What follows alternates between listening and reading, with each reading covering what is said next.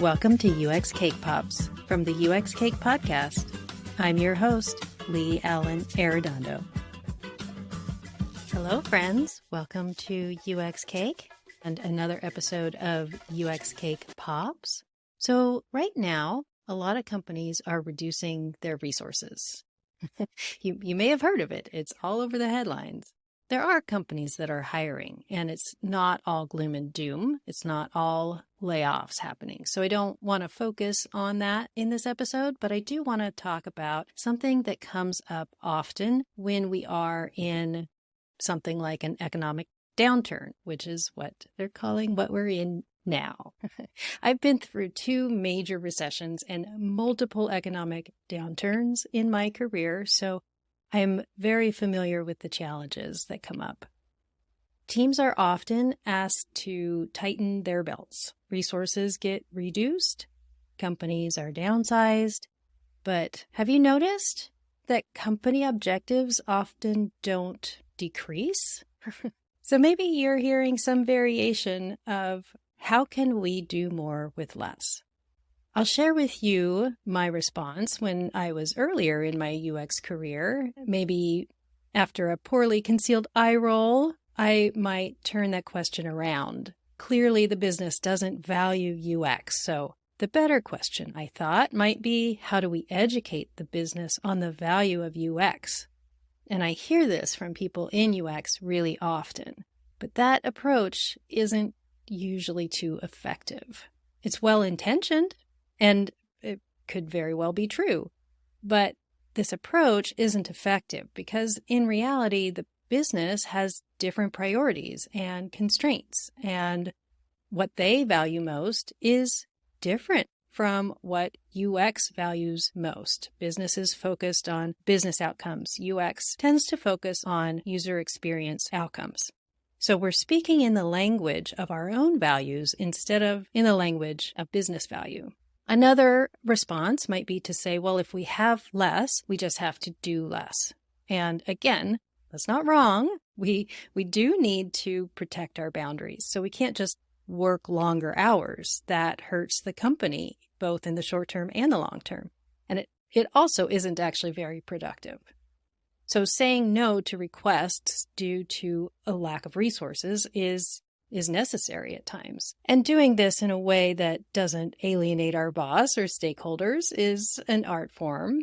However, taking this just say no approach is also not solving the problem that the business has brought to us, which is how do we meet company objectives with limited resources? So what's a better approach? How could we answer the question, how can UX do more with less, while also deepening our relationships across teams and maintaining a high quality bar and staying motivated in our UX teams? Because that's also very important, especially in times like this. So my response to that question today would be, let's figure out where we can be more strategic in what we're doing.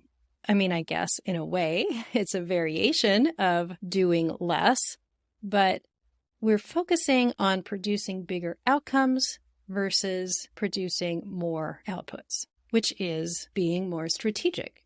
What's going to have the biggest impact on the goals that the business has and putting our energy there. So outcomes refers to the end results of the work that we do. We're measuring the benefits or the impact to the users and to the business goals. Whereas outputs are the work itself. Outcomes are more focused on the impact, while outputs focus on deliverables. And what I see happen way too frequently is that in times of pressure, especially, teams get focused on churning out lots of deliverables to show how valuable they are, instead of reframing this focus on what the biggest outcomes could be. Being strategic means that everything we're doing makes an impact and moves us toward our objectives. And we're clear on why those objectives matter in the big picture. So if you're looking to be more strategic about what you're doing, the first step is to get clear on what the big picture is. It's, for example, if you're working on a section of a puzzle, you've got one section on a big puzzle, it's going to take a lot longer if you don't know what that whole puzzle is supposed to look like, and also where that section you're working on fits in. So, for example, what is the company's vision? What is your team's vision? Then you have to get really clear on what your objectives are and why they matter in the big picture. So in your work in UX, this might mean driving alignment across teams on what the most important objectives are and why they're important. UX always has multiple stakeholders. We've got product and development and sales and marketing and customer support and every type of executive coming to make requests of UX. And we have to always be aligning those requests to the goals and objectives of the company. If multiple stakeholders or teams believe the goals are different, then you're working at cross purposes. The work takes longer, and it just doesn't have the intended impact on the outcome. Which brings me to impact. To know which things are worth our effort, we have to have a way to look at all the potential things that we could be doing and identify which things are worth our time. And we do that by looking at what will have the most impact on our objectives, which means that we have to have a way to measure impact. And it has to be a way that our stakeholders can agree with. So it needs to be something that's not, someone's opinion. In product design, we often look at both user impact and business impact. So for user impact, for example, we may look at user behavior and sentiment data. And for business impact, we could look at company objectives and the objectives of our stakeholders VP or SVP for clues on what those objectives are.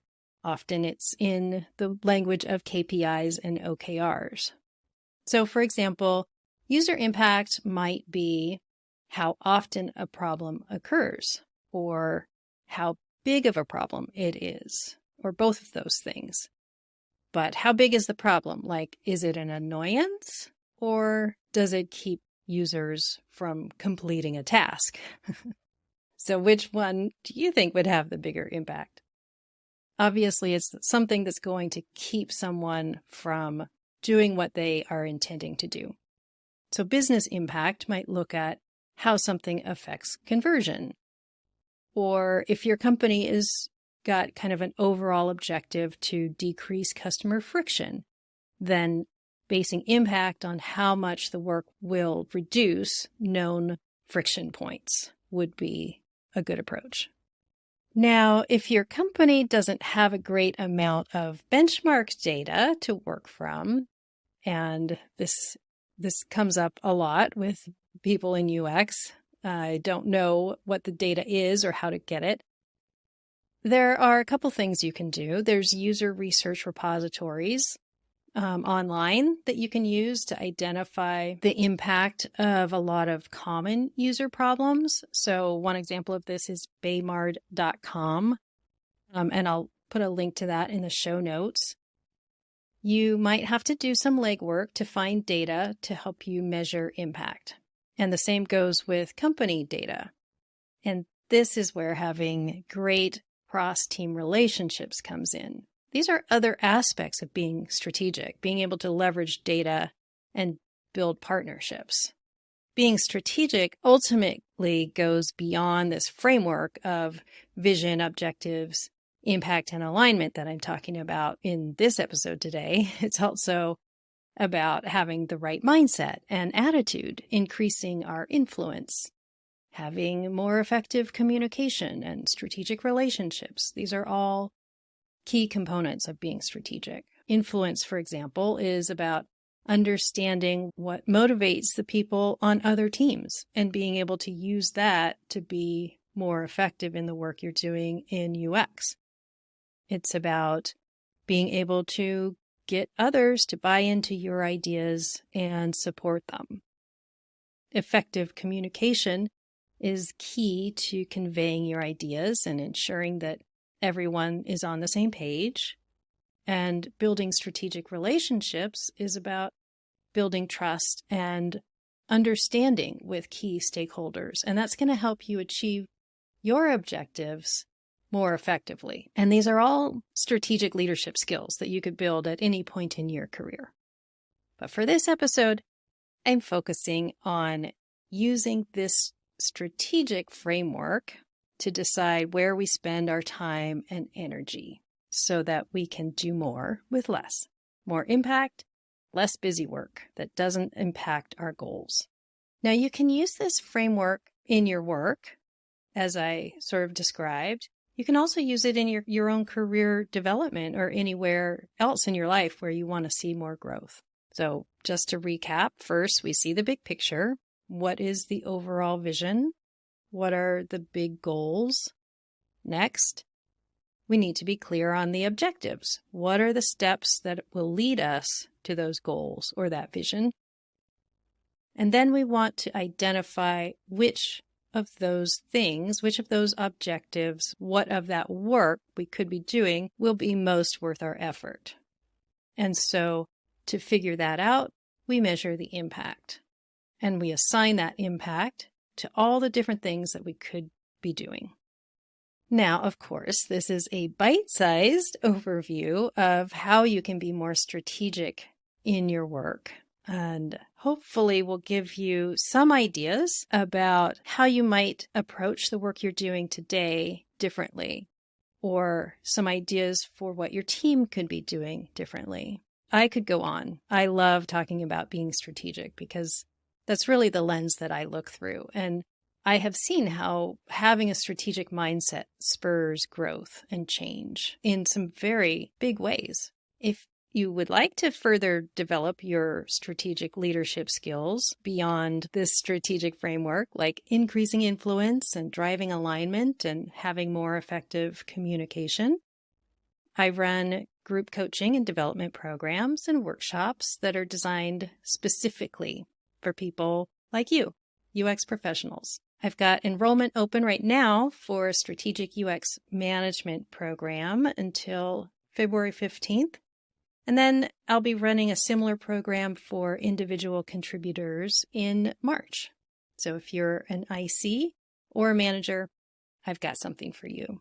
These are programs that are designed to help you become the leader that you aspire to be, whatever that means to you, in whatever role you're in, and to really create a solid foundation for yourself for the rest of your career, whether that's another 30 years or another 10 years. So you can find out all about it at strategicuxleader.com. And I would love to support you in your UX career because I've been there.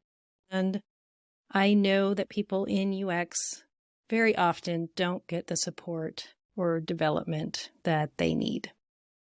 That's why I started this podcast. And that's what drives my coaching and my coaching programs as well.